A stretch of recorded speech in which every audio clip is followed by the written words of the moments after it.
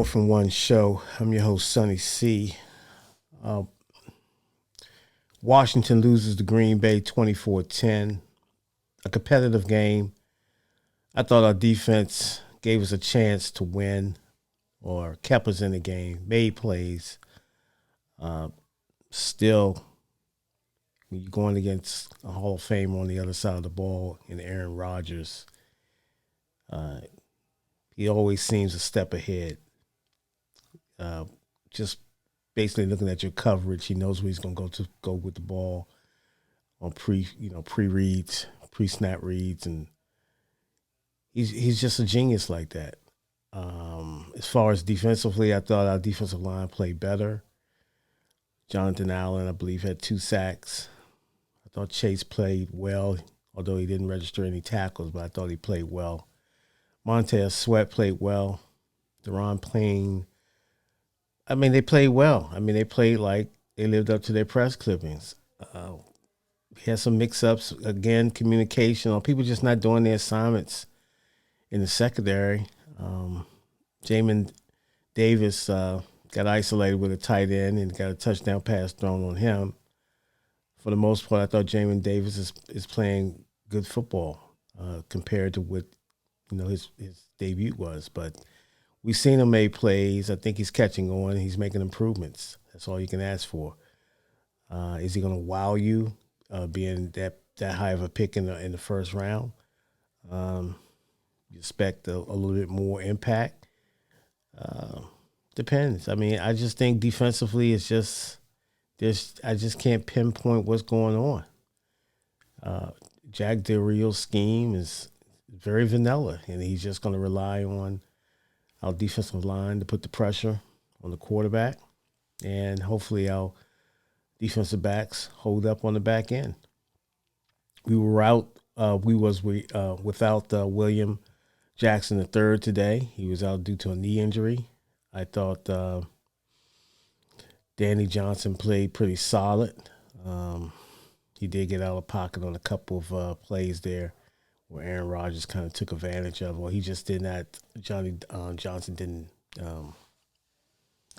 Danny Johnson just didn't keep his assignment on a couple of plays, and Aaron Rodgers was able to take advantage. Benjamin St-Juste, I thought he played solid. I think he was, he's a rookie, so he's there. His coverage is there, but you're going against pros too.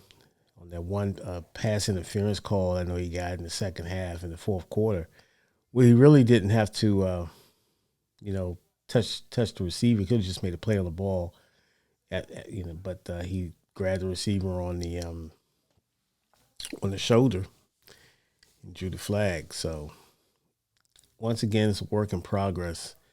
It just seemed like it's Groundhog Day at some points when we really need to get off the field. We can't get off the field, and that's the issue. It's been an issue the whole season, and we're 7 games in. We are who we are.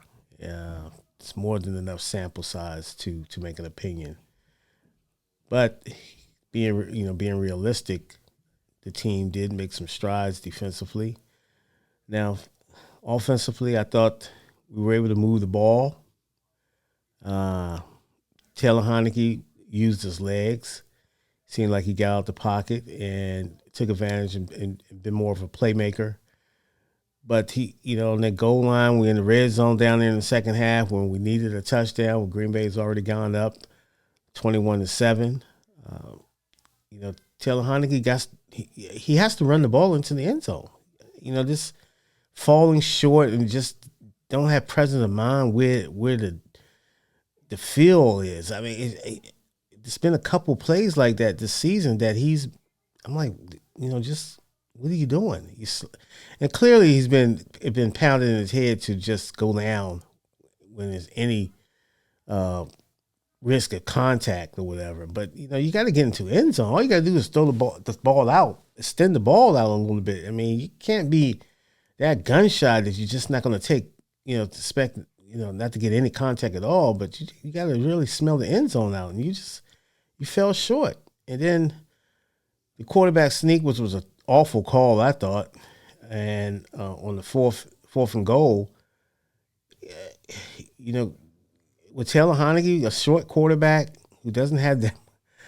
I mean, if that was Cam Newton or somebody, yes, but I thought that was an awful call for Scott Turner to call at that particular time. And then Heineke fumbles the ball, get it back. It's a question whether he was actually down. I mean, at that point, it's anybody's guess. Uh, you know, so the next team up is Denver. They haven't, they started out 3-0. They lost 3 games in a row, I believe. But come on, man. I'm trying to figure out what the plan is. I mean, at this point, you're not making the playoffs. You don't have the quarterback to get you over the hump. And it's just the other receivers, although Zach Mill played, I saw AGG out there. I mean, they're not making De'Ami Brown started. Did he even get a catch? I mean, they're not even it's non-existent. And Terry McLaurin need help. Ricky Seals-Jones, I saw him trying to, he made some plays. He's still trying to find his way. And Taylor Heineke has obviously been effective without Logan Thomas being in that red zone. So it's a big problem, man. It's just week in and week out. I'm getting to the point where you don't even enjoy the game. You're looking for some type of, hope at this moment. I hate to use that, but hope. You're just hoping. You're just waiting for things to go wrong, and we just beat ourselves. And for the most part, I thought the offensive line played a pretty good game until obviously when we had to throw on every down. And of course, you're going to give up some sacks. Taylor Heineke still waiting, hesitating, trying to make plays from the pocket. It's not his strength. So you got good Heineke, bad Heineke. Both raised their ugly heads today. For the most part, the touchdown that Taylor Heineke threw to Terry McLaurin, that was a thing of beauty. McLaurin made a good play on the ball, but again, we're just not getting it from the quarterback. Consistent play. We're not getting consistent play. The dinking and dunking is just not going to get it done in this league, man. You have to take chances downfield, at least maybe get a penalty flag or something. We got to get the ball downfield. And this dinking and dunking, I mean, I get it, but Taylor Heineke he doesn't have the arm to make certain plays. And I know that Terry McLaurin dropped a touchdown pass, a ball that hit him right in the hands in the red zone, but it's just I just don't see it. Not until you get a franchise quarterback. You have to do whatever it takes to get this quarterback, man. Because you can see around the league, the teams that have these elite quarterbacks, that's why they stay consistent. Because they know they're getting that elite quarterback play from the leader. And it's only so much the defense can do. Offense got to score points. You can't score 7 points. Green Bay only had 24 points. You're in a position up there, 24 points, you think you're in a chance to win the game. You had opportunities. You're just not taking advantage of the opportunities. You're just shooting yourself in the foot time in, time out. And it's like I said, it's frustrating watching this team because I just can't put a thumb on them. They're just, they're bad. They're 2-17. Let's make no mistake about it. It's just a bad football team. And they play hard, but someone has to make plays. We're not getting it consistently from the quarterback position. So either you got to make some changes somewhere, somehow. But we got to continue to find the right personnel. And I'm looking at our wide receivers outside of Terry McLaurin. I mean, you guys have been ghosts.